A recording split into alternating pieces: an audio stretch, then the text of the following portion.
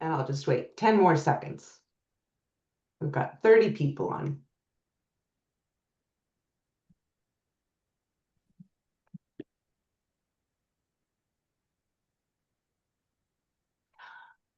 Well, hello, welcome everyone. Lovely to see so many familiar faces. Before we dive in, quick show of hands. How many of you feel completely confident that you understand artificial intelligence in your role as board director? Just raise your hands if you feel comfortable. Okay. Okay, well, we've got the right room for this conversation. Before we get started, my name is Adriana Erdison. Some of you know me as Addie. I'm proud to be part of the Women Get On Board community and to serve as regional ambassador for the Toronto region. Pleased to be hosting today's speaker series with sponsorship from Data QG. Most of you know I'm a senior leader at Infotech Research, where we help clients with AI transformation and cybersecurity. I'm also a board director. I sit on the board of Feeding Canadian Kids and on the advisory board of an AI startup called Morpheo.ai. Before we jump in to the AI governance unveiled for modern boards, at this point, I'd like to acknowledge that I am located in Toronto on the traditional territory of many nations, including the Mississaugas of the Credit, the Anishinaabe, the Chippewa, the Haudenosaunee, and the Wendat peoples. As this is a national and virtual event, I'd like to pause for 30 seconds while you all consider the lands you are on and recognize the enduring presence of Indigenous peoples on this land. I encourage everyone to become actively involved in understanding the significance of land acknowledgements and to learn about Indigenous histories and the contemporary issues facing Indigenous peoples in Canada.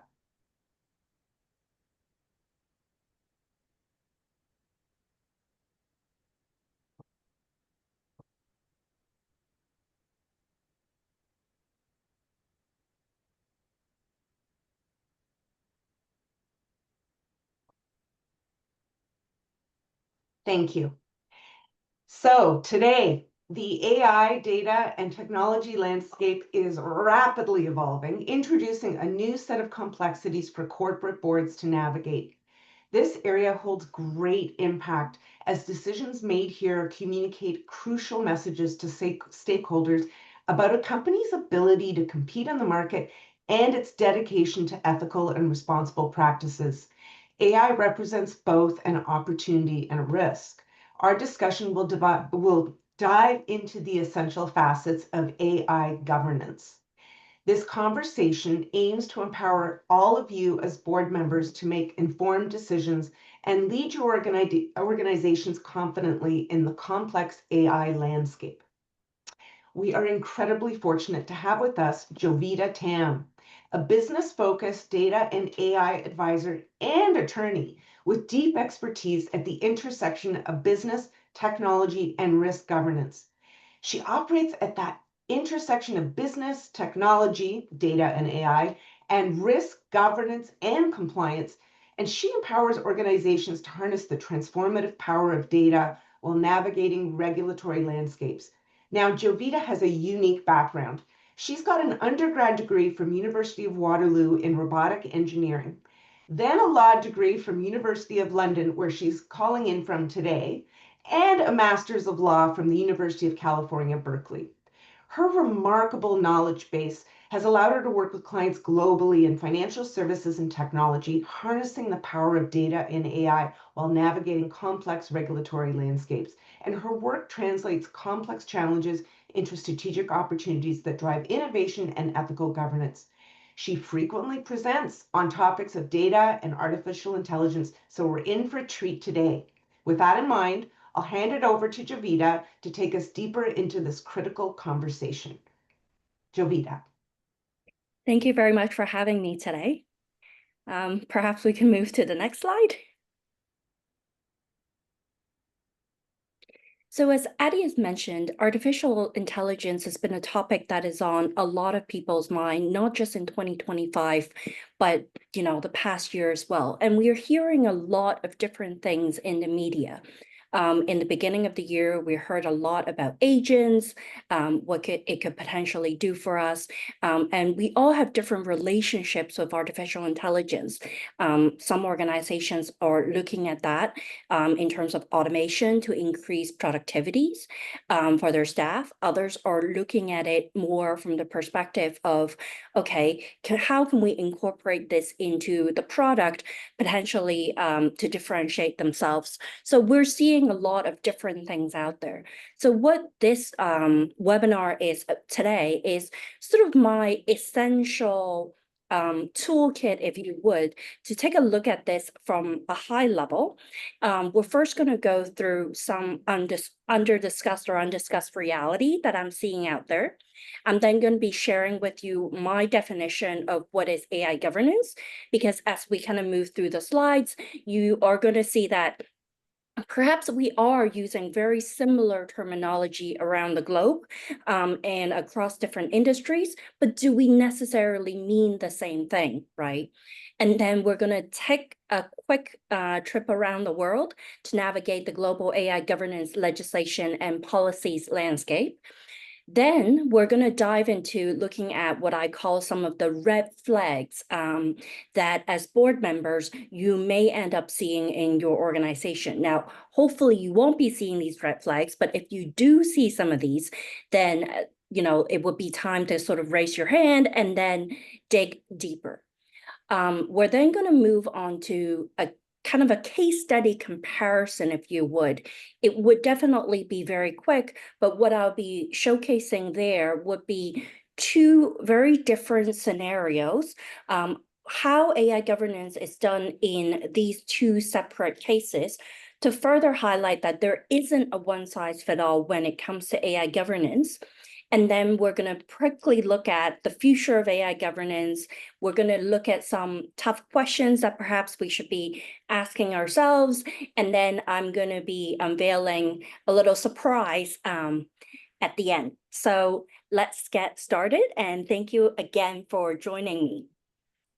So first, let's start with the undiscussed reality. We hear this a lot on social media, the AI hype, and how the great potential that it could bring us. And at the same time, depending on which kind of community, what thought leadership you've been following, you may or may not also hear about AI governance, right? And there are many different interpretations when it comes to AI governance. However, at the implementation level, what I'm seeing when working directly with companies is that often they're taking AI governance as oh, we have to do it, but let's figure it out a little bit later. So it's often being seen as a cost center, right? And I want to highlight here that AI governance is much more than AI compliance. Well, what do I mean by that? I'm going to go into that a little bit more detail on the next slide. But here, I just want you to kind of have this idea in your head that when a lot of times people speak about AI governance, what they're actually referring to is AI compliance. And we have to be mindful of that and call that out. And I'll share with you guys why a little bit later. The next thing is AI boosts performance. There's no doubt about it. And I'm very sure that many of you in this room have already incorporated various levels of perhaps generative AI into your everyday work to help you. But at the same time, it also brings in risk, bias, privacy, and trust and other issues that cannot be ignored. So again, I think that out there's a tendency for people to speak about the potential upside of AI and not speak about some of the potential risks that it brings. Next is also very important is that AI is a horizontal technology. Well, what do I mean by a horizontal technology? What I mean by that is artificial intelligence is a technology that can apply across various sectors, and it has a lot of different applications. So it's very broad technology. And as a result, the value and risk that it brings depends on the purpose that it serves. And this is very important to remember that not all artificial intelligence is created equal, right? Next, we have AI governance is often misunderstood as an inhibitor. And we're definitely seeing this as a trend, particularly in the United States, where there's a lot of calling for perhaps what they call deregulation, or they're saying any kind of regulation, any kind of governance is going to inhibit companies' competition globally when it comes to AI innovation. That's something that I personally disagree. Last, which I also call an undiscussed reality, is AI and its governance must evolve in tandem and continuously. Earlier, what I said is that a lot of organizations have been very heavily focused on various kind of AI experimentation. You've probably heard the term POC, proof of concept, a lot. There's a strong tendency in a lot of marketplace for companies to sit here and go, well, we'll figure out governance later. And then they're now in a position, or many of them are in a position where they have a potential POC that they want to take into production, but they realize that many of the infrastructure around taking that into production is missing. So what I advocate for instead is that there are other infrastructure that we need to build alongside when we build up that AI capability so that we're not playing catching up afterwards. And that there's a very important element where this is not a built it once and forget it kind of thing. This is something that's constantly going to evolve. And here I want to highlight what I have, as a myth in the corner there, where problems only happen because of malice or incompetence. That's not necessarily true in the case of AI, as many companies are still experimenting with it. And there are certain things that comes inherently with the technology. And in the earlier days, you've probably heard about large language models hallucinating, right? So don't think that problems will only occur because people haven't been paying attention. So even when we are paying attention, there could be potentially unwanted side effects. So can we please move on to the next slide? So here, let's start off with my definition of AI governance. As I mentioned before, to me, AI governance extends well beyond just AI compliance. For me, it is a balancing act between, on one hand, where you have responsible AI, and on the other hand, you have effectively managing the risk that this technology would bring to the company and in addition to society, depending on what your application is, what your company is doing, and so on and so forth. So here, what I want to highlight is that AI governance doesn't just mean that you sit here and you check the box to say, okay, am I breaking the law for AI specific legislation? Because as we go around and look at kind of the global legislative landscape, we will notice that countries, including Canada, don't currently have AI specific legislation. But it doesn't actually mean that when we go and deploy AI, let's say, if we use it to make human resources related decisions, for example, and hint, hint, that is considered a high risk use case here within the European Union, not here within the European Union because I'm based in London, but in certain jurisdictions such as the European Union where the EU AI Act is in force, there are high risk cases where we have to pay particular attention. But do keep in mind that AI in many ways is a tool that is helping us. So don't just look at any AI specific legislation, but also make sure that you're not breaking laws or general laws, if you would. So let's move on to the next slide.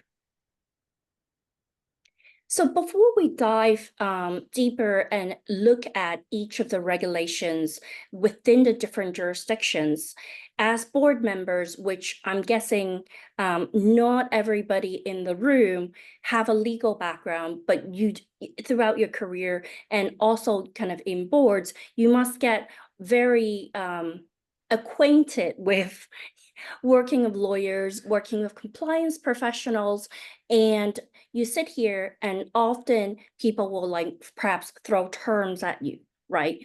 And they'll be because of this, because of that, then we're okay, so to speak. But here, particularly with respect to I want you to dive a little bit deeper because for whatever reason, for good or for bad, and I never thought that this would happen because prior to working on some of this, I was actually working on data governance, which is also quite foundational in many cases to AI governance. And when many of these things first started, I was like, wow, I never thought that there would be a day where literally my friend's 80-year-old mother is talking about data quality. But that day has come and gone. So many of the terminology such as data lineage, data quality, data governance, artificial intelligence, like generative AI, Gen AI, have all become a part of our vocabulary. And we use it quite casually in all of our conversations. You might hear it in a dinner table, like, I once sat next to a couple where, in that situation, the men was trying to explain to the women, oh, we're in a new world of artificial intelligence and how this is happening and how this is going to shape his company and how he has a very, big role around like AI in his organization. And there I was like sitting there going like this. I'm like, oh my God, half the information is off. Well, why is that, right?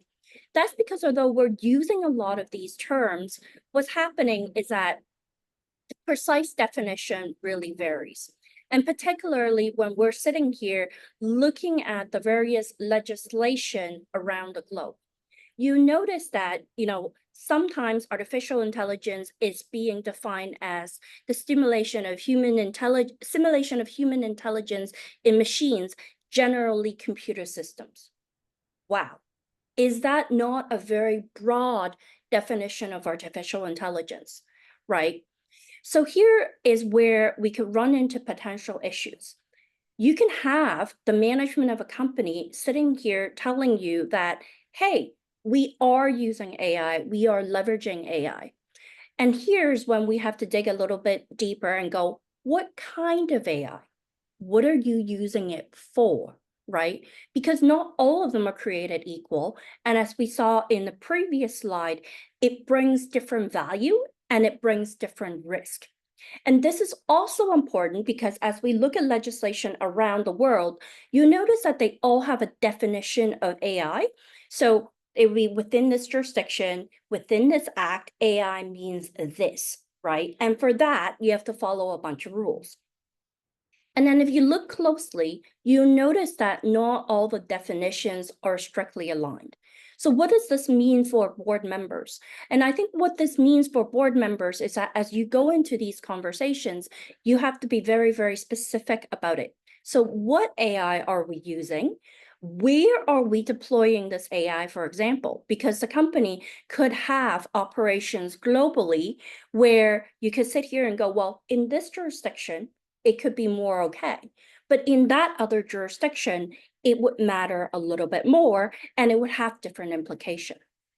So that's what I want to go over, why we should always start off with the definition. And then the next thing is with respect to no single legislation. And again, I don't want to belabor the point too much because we're going to see it also in the next slide, is that there are general standards out there. There are very broad framework out there. I think that in many cases, at a very high level, we can agree that responsible AI, ethics, all of these things are extremely important. But when it comes to an application level, right, which from a board perspective, we are extremely concerned with, because it's not just about talking about these things, it's are you systematically applying it? How are we applying it? How are we drawing the line, right? Keep in mind that there isn't really a single kind of gospel, right, if you would, that we're all going to.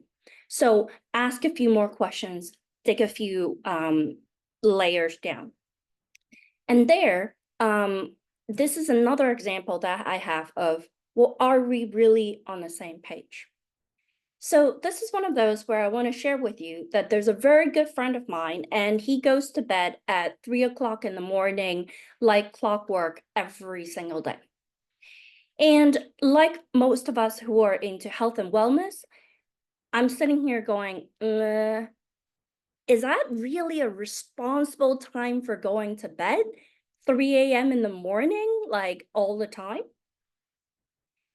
And then we dig a little bit deeper and notice that my friend is actually on shift work. He gets home at about midnight every single night. And once he finishes his routine, have some of his me time, and so on and so forth, 3 a.m. is about the time that he goes to bed. And he's also not in a type of role where he's expected to wake up and to attend a stand-up meeting at 9 o'clock in the morning. So from that and learning about that, we could potentially say that he's going to bed at a reasonable time. And that's a responsible time for going to bed. And why am I pointing this out, right? I'm pointing this out because words like transparency um, is being used in a lot of different frameworks. But we do know for a fact that if you look across different jurisdictions, they have very different interpretations. So again, it comes back to that there is no bright line when it comes to this. So when we're discussing this in a board setting, then we want to be asking, well, what is responsible? What's not responsible? Give me some solid cases, right? I think that that is a good starting point for many of these discussions. Can we move to the next slide, please? So now I can summarize, right, the current global AI governance legislation and policy landscape into one single word, which I'm guessing you guys can figure it out, which is fragmented. I've already mentioned that in the European Union, they have the EU AI Act, and more of it is going to come into force in the coming year. And for many of you who've been on boards for a number of years, perhaps you remember the impact of when GDPR came out and how many companies had to scramble to figure out what they're doing with respect to data privacy. And in many ways, the EUA Act takes a similar approach to the GDPR, meaning that you don't necessarily have to physically be operating within the European Union for the act to reach you. So, and I've already mentioned that in Canada, there's no AI specific legislation. There is proposed artificial intelligence and data act in the pipeline, and is looking to regulate a high impact AI system with a risk-based approach, but is still under legislative review.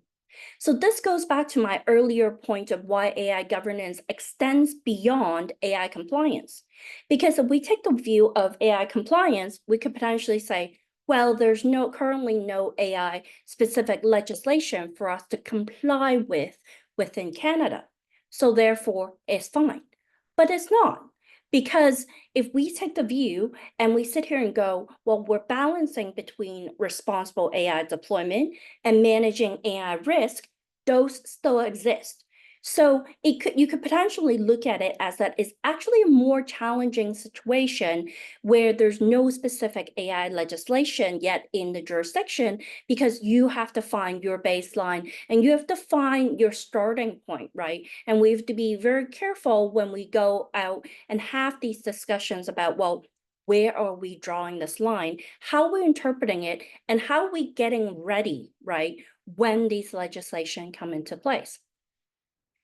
The US is a unique situation. I think that the general atmosphere from a business perspective is that there's a lot of people talking about, perhaps legislation and governance is considered as an innovation inhibitor, but not necessarily everybody agrees. And we are seeing that traditionally there are states that we saw them leading in data privacy, such as California, have put in their own legislation when it comes with AI governance. So there are several states, California, Colorado, Texas, New York, do have AI specific legislation. So if you do have businesses in that area, then that's something to watch out for. So again, an AI governance program, there isn't a one size fit all, and a very important part, in addition to where you're in the AI value chain, what is it that you're offering, what is the purpose of the AI, is where you're operating. Latin America countries is developing their AI strategies and they're drafting the legislation. And again, there are many different views out there, and there are many organizations, many law firms out there which are tracking, this what is happening in each jurisdiction. And again, this is from a business side of things, not from a regulatory compliance side of things. I do talk to some of my Latin America contacts, and they're sitting there going, what should I do, right? Because for many of them, they're serving both the European market as well as the US market. And they clearly take quite a different view when it comes to AI governance and when it comes to legislations and policy. So again, this is something to keep in mind if that you're sitting on a board where there are operations globally, right? In a model which is not top down and where each country has a lot of say about how they operate in their respective country, you may notice that they will take quite a different view when it comes to how to handle this. But from a business perspective, if you are deploying the technology, it doesn't really matter. There are certain risks such as bias where it doesn't really matter whether you're deploying it, in Japan, in the US, in Canada, or in Latin America, that it still poses things like reputational risk to your business, right? So that's something to keep in mind. In Asia Pacific, China has generative AI legislation. South Korea has their AI Basic Act, which is coming into effect January 2026. There are places like Australia and Singapore, which more favor a voluntary framework. So again, this is not intended to make everybody a lawyer in the course of one slide. What this is intended is to show you that nuance matters.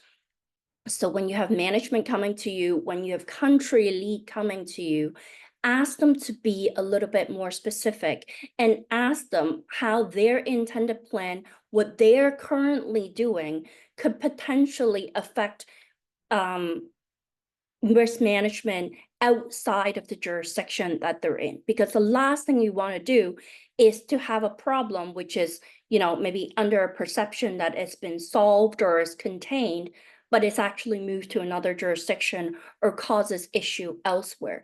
Because you really should have, if you're operating internationally, a coherent strategy and approach when it comes to responsible AI with respect to your AI governance.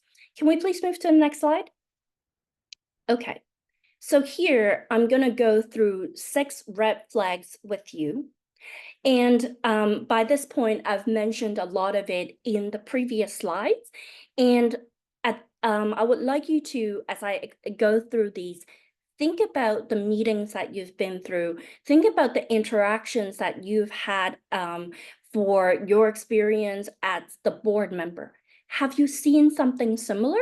Because when we get into the Q&A, feel free to ask me questions of things like, hey, we actually have something similar, but a little bit different, right? Could it be, could it not be? And I would love to get into more of a discussion because this is where the rubber hits the road, right? Are we able to spot these red flags? Are we able to help our management team dig a little bit deeper on this? As I mentioned, there's no cookie cutter approach to AI governance. There isn't a one size fit all thinking. We've gone through from AI, the definition of AI, to the various approaches to jurisdiction, to that there's no bright line when it comes to what does it mean to have responsible AI and the various values. And it also depends on the maturity, right? The governance maturity of a company. There's no one size fit all. So if you have people coming to you and say, hey, we are sitting here, we are adopting all of the best practices as outlined by XYZ. I think that's something that you should raise a red flag for, because there isn't a single way to go about this. And that type of thinking could tell me that potentially we're much more interested in, now this is the second red flag, a checkbox mentality. Coming up with a static checklist and go, okay, well, we're compliant, we're not breaking the law, this is great. Again, keeping in mind that a lot of the approaches out there, as we're still all very new in this AI governance journey, is that a lot of these legislation takes a risk-based approach, right? So they're going to sit here and tell you this is an absolute no-no. So for example, the EU AI Act takes that approach. It'll sit here and say, okay, these activities are a big no-no, it's absolutely prohibited, but for, these are what we call high risk activities. And if you look at the very long act, the majority of the pages of the act will focus on these high risk activities. And I've heard many companies tell me this. Oh, whatever we're doing now or whatever we're deploying is not considered high risk according to this piece of legislation. So therefore, there's absolutely no need for us to put any guardrails around what we do. Well, that is a problem because A, the definition of many of these high risk scenarios are still changing. We don't know exactly what it means.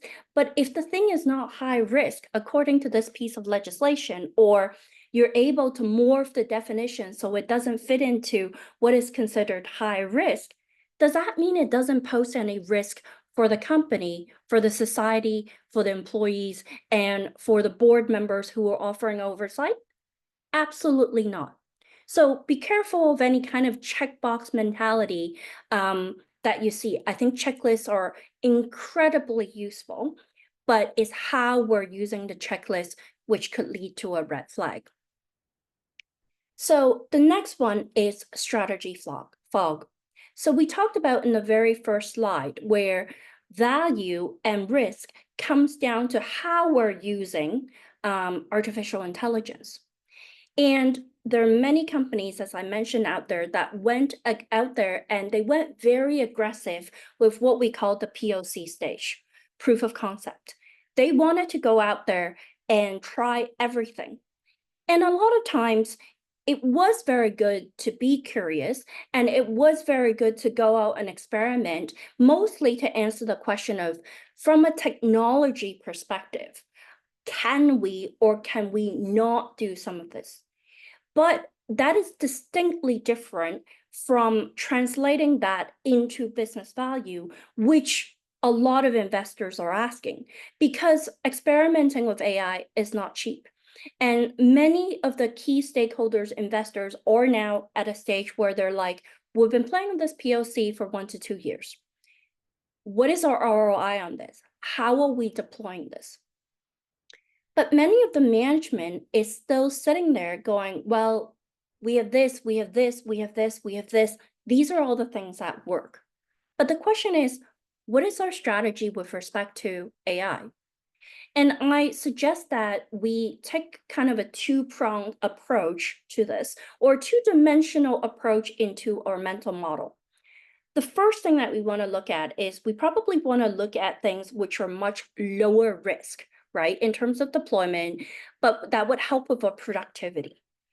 And then we want to look at increasingly, maybe even higher risk use cases, which are more innovative in nature. So we want to line it up that way and have a strategy. And the other piece that we want to have is with respect to time. Because although we can do something, it doesn't necessarily mean that it makes sense for us from other perspective, from an ROI perspective, from a management perspective, to roll it out right now. So again, answering why we're doing this, what is the purpose, what is our strategy, is key when it comes to getting an ROI for your AI, as well as managing risk and governing this. So these are the first 3 red flags. Can we move on to the next slide, please?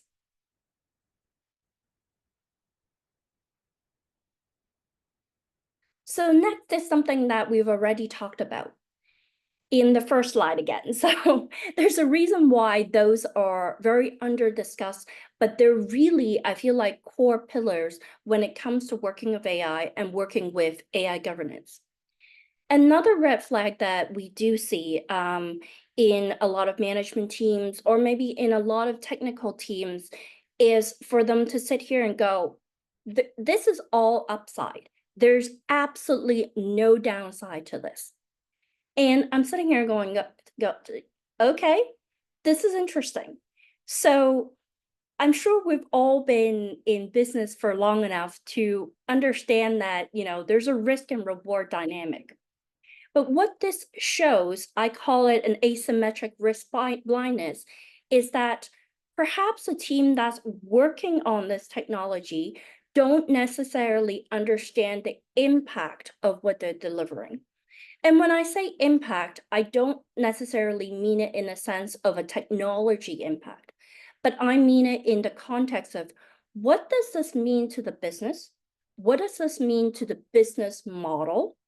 What messaging are we sending by what we're doing to our key stakeholders, to our investors, and to our users, and to our customers? And increasingly, what we're also seeing is that companies are becoming more and more sophisticated when they're purchasing the technology, or when they're purchasing products and services, because that is another way where an organization can incorporate the risk into their portfolio. So a number of years ago, a topic that became quite hot when it comes to board oversight is third-party risk. And then as we dig a little deeper, we realize that although maybe internally we were doing things in a quite prudent way, but when we're purchasing product and services, we're purchasing inherently some of the risk, and there are a lot of things that people couldn't explain, which is now sitting in our portfolio. So when I say all upside, no downside dilution, this is important for internal governance, what we're building, what we're testing, but it's also very, very important as we manage our supply chain. So when people tell you, hey, this is, all upside, is never going to break, is never going to come back to bite us, this is when I would be quite cautious about it. The next red flag is on quite a similar theme. It's called know-it-all confidence. As I already mentioned, that we're still quite early on with respect to this AI governance journey. And again, not all AI are built equally. If you are in a company where you're on cutting edge technology, you're building general models, and that is your business model, you're going to assume a lot more risk, right? There's going to be more unknown because, in a sense, you are pushing, the frontier of the edge of technology here. Or potentially you could be on the other end of the spectrum where you're adopting a lot more of a cautious approach and go, okay, well, our AI policy right now is that we're going to prohibit all use. Now, at this point in time, August 2025, I would say most companies are not in that category. That was more, couple months ago, maybe like even a year or two ago. But that could still be the case depending on your industry, depending on the risk appetite, if you would, right, for your management. So in those cases where you sit here and you move off that journey and you go, okay, well, we'll only allow our employees to, for example, use a Copilot tool, and it is our dedicated enterprise account. We have very strong cybersecurity. It is quite well protected. Then, of course, you're going to have more known knowns, and you're going to have much fewer unknown unknowns, right? But anyways, it is on a spectrum. But when you do have people coming to you and say, oh, we know everything about our AI governance, we have no blind spot, right? Please be very careful, because a person who's quite skilled at this is likely going to come and tell you that, yes, there are going to be blind spots. We do need to be prudent, But at the same time, our program is actually in a position to sit here, and we take the view that maybe there are even some unknown unknowns. We can't say that we're ready, but we are doing the best that we can, and this is what we're doing. And I think that that's a much more healthy approach when it comes to AI governance. The last one is accountability void. Of course, you sit on the board and you carry a lot of responsibility when it comes to oversight. And in a couple months ago, starting a couple months ago, we started seeing a lot of organizations started handing out AI in titles. We all of a suddenly saw a lot of chief data officer turn into maybe chief data and AI officer. Some companies started hiring AI leads, chief AI leads, and so on and so forth. However, the funny thing is, and you can go search out there, and there are quite a number of different studies where there are a number of studies that were done where people went to businesses and they went and asked people point blank. So in your organization, do you know who owns AI? Do you know who owns the AI risk in your organization? And one of the studies, very reputable, and I don't remember the name of it, came back and shockingly, 71% of the people that were surveyed were like, honestly, I don't actually know. People were throwing things out like, oh, maybe your corporate counsel, maybe your CEO. So again, please be very clear and precise when it comes to this and ask the people that are coming to you who actually owns this. If this goes wrong, what is our plan? Like, what are we going to do? Who is making the decision on this? If it is a committee approach, which many companies like to take that approach right now because they're still experimenting, go back and be specific about it. It's not just about, did we discuss this? It's, do we have accountability around this? Because if the answer is no, that significantly increases your risk profile. So we are at 2 minutes time. And if we move to the next slide, here's the case study. So I think when we're preparing for this webinar, we talked about this. I don't want to cut into the question time for everybody. So I'm going to let you guys know that I did prepare a quick case study comparison where I can walk you through for, these are two kind of real cases that I've anonymized with these companies, how they're approaching AI governance. We could take a few minutes to do this, or we could get straight into questions. And then the next slide that we have, if we can move to that quickly, is when it comes to the future of AI governance. I know I've talked a lot, some things are at very high level, some things are a little bit more detailed, but let's say you walk away, remembering absolutely nothing. I hope that this is one of the slides that you remember. Meaning that there's still a lot of changes that are coming with respect to AI, meaning deployment of the technology, what we're using it for, our relationship of it, because that's something that is changing, right? Now that this capability is available to a lot of us, to a lot of businesses, our expectations are changing very quickly. So change is a key word to remember. Keep in mind that there are laws and legislation in place, but there's still a lot of interpretation that we expect it to come for years. So again, if people are telling you things in certain terms, be very, very wary. And a lot of it, unfortunately, is that we won't find out more until rubber hits the road. So let's move to the next slide. We can hold there for a minute. If you guys would like, please take a screenshot of this slide. These are some of what I would call tough questions. Things to think about, I would say, as a board member, right? It could be a one-page guide. Can we do this? Can we not do this? Asking how, asking why, asking how we're systematically doing something. Don't just ask capability. It's not, can we do this, or do we have governance around this? It's, how do we handle this systematically? So thank you very much for your time today. Thanks, Jovita. I've got some questions from the group. Two good questions. First one is for a board that is not currently discussing AI, i.e., from a risk perspective, and Mhm. as a transformative technology that could impact the company's business model, where would you suggest they start? So let me better understand the question. So they're not discussing the risk around AI, but are they discussing, anything AI at all as a technology? I believe so.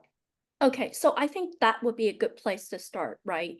Again, going back to one of the red flags that I mentioned is the asymmetry between the risk and the reward, right? So if we're sitting here discussing the potential reward, we're discussing the potential purpose, then I think a natural segue would be impact, right? Start out by the potential positive impact that we're looking to gain, but then ask the question of, well, if we deployed this and it doesn't go according to plan, how might this look like? Right. And this is Mhm. a good segue into having that risk discussion, right? It's like, is this a good idea? Well, is this a good idea at what cost? Right. Mm, And as we kind of bring this up and unfold this, right? Then this is where I talk about the red flag of the, oh, this will never go wrong. You know, this will only work. It's like, again, another red flag, right? Ask people what they're going to do, or maybe point to other examples, because much of this, there's going to be a change management element to this, right? Whether you're deploying AI or whether you're implementing a new policy, you're changing the way the organization work, right? In some cases, it's even changing business model. So how they're managing this change, and we could potentially point towards like other scenarios. For example, oh, when we deployed this other technology the other time, these unexpected things happened. Could we learn something from it? What is our tendency in dealing with change? Things like that would be, I think, a good segue to have okay, that conversation. fantastic. We have another question. Recognizing that board members will have different understandings of AI and its potential and risks, what do Mhm. you recommend in terms of education to ensure there is a shared understanding? In terms of that, I think that what one thing that you could potentially do is to invite an expert to come and speak with the group. Of course, Mm, document it so you can like answer the questions, and then I think that would be a good segue to get some baselining, right? So what I mentioned today, well, everybody could be using the words AI, but one person could be referring to AI as Microsoft Copilot, right? Another person could be referring to like mhm. generative AI by like allowing everybody to use like ChatGPT or something like that, right? Or agents or whatever. Or another person, they could be more referring to a more traditional machine learning predictive analytics model, right? So depending on who you ask, like it could be everywhere. So maybe getting an expert in to do a presentation and to do a walkthrough. And I recommend doing this both ways. I'm recommending getting internally, if your company is quite heavy on this, get the internal person that's responsible to come in and do the explanation to share their view of it, but also get an external person to come in after they get a little bit of understanding of the company to get things aligned. And sometimes, like when you do a cross check like that, that's a very good way to set a baseline. And again, we're not expecting everybody to be artificial intelligence expert here, right? We're making sure the starting point is that there is a shared knowledge base or shared vocabulary so we can discuss this. Mhm. And it could be a great thing, and I've seen this work out very, very well in a situation where we have board members that are not very technology driven, right? But they ask great questions. They're Mhm. very much like, can you explain to me in plain language, right? Does it mean this and that? And sometimes it's not about the technologies. Can you simplify it? Can you clearly articulate how this contributes to the purpose? What would this change? Can you answer me? Right? Kind of a thing. So it's stuff like that that I think board members could keep in mind. And again, there's no expectation for everybody to become AI experts. On that note, what do you see as table stakes skills or knowledge that every one of us should have to effectively oversee AI on a board? I think it would be things that we talked about today, because a lot of this is, are you able to show that you are exercising your duty of care? Like, are you making informed, thoughtful decisions? Are you asking the right questions? Are you, just taking what, is being presented to you, asking, or are you asking deeper questions? I think it would be today's pack, right? Would be sort of table stakes. But again, of course, this varies a lot. And if we do have maybe 20 seconds, um, Yeah, then I'll go back to the case comparison studies and sure. it would highlight that. But again, please feel free to connect with me on LinkedIn. I did include a link in this slide. If you go to this link and fill out the form, what I'm also offering, sponsored by Data QG today, is for everybody who attended this workshop, we can dive into more specific topic. Because when I prepared this speaking series or this webinar, I weren't sure, kind of where everybody is at. So if there's something that you specifically want to learn about or whatever, and depending on kind of the feedback, we can have another session. But if we could quickly kind of cut over to the case study slide, if you don't mind. Yeah, we've got 3 minutes, so let's do that. So I'll be speaking very, very quickly, and apologies for that. So this is a compare and contrast case study. So the first company is a global financial institution. It has a global footprint. It is in a very heavily regulated industry. It has strong existing governance structure, meaning that when you go in there, right, and talk to a bank employee, they know that they need to go through annual training, a lot of different annual training. They know that a compliance department exists. They're very familiar, for example, with the 3 lines of defense model and things like that. At the same time, they also have a lot of what we would call high risk use case, at least according to the EOAI Act. So that's the dynamic of company number one, right? In company number two is quite a different dynamic. It's a listed company, but it's in the software space. So for them, they also have an international footprint. They're headquartered in the States. But relatively speaking, they're quite nascent in their governance journey because they've never had a regulator, like so-called a regulator, come in. They're not familiar with like a 3 lines of defense model for the most part, because that's just not what they've been doing, right? And they have been much more aggressively looking to deploy AI. So again, looking at kind of two companies side by side, you would notice certain similarities, right? But they're also something that's quite different. But on the first side, for a global financial institution, for them, their approach could very much be go internally, look at some of their strongest governance program, right? And figure out how to tag on AI governance into that existing structure, right? They may not need to kind of create new training. It could be that it will be incorporated into their data governance training. It could be that it's incorporated into their cybersecurity training, for example, right? And it could be an additional layer for them, right? But for the software company, they could notice that, oh, they're in a completely different environment. For them, it perhaps could be a lot more education. How can I get my staff on board? How can I put in a more structured way to manage risk? Because at the bank, you might notice that, well, there's an entire risk department, right? There are perhaps hundreds and thousands of people, depending on the size of the organization, managing risk, right? They're familiar with corporate enterprise risk and so on. But on the other hand, with the software company, they may have never had the role of a chief risk officer, right? So again, you will notice that different characteristics, what you're doing with AI, where you're operating, what you already have, could have a huge difference when it comes to how you're deploying AI, your relationship with it, the purpose, where you like to start, and as a result, your AI governance, right? So if you imagine yourself sitting on both boards, I'm guessing your comfort level will be different. The resources available would be different, and the pacing of this would be different.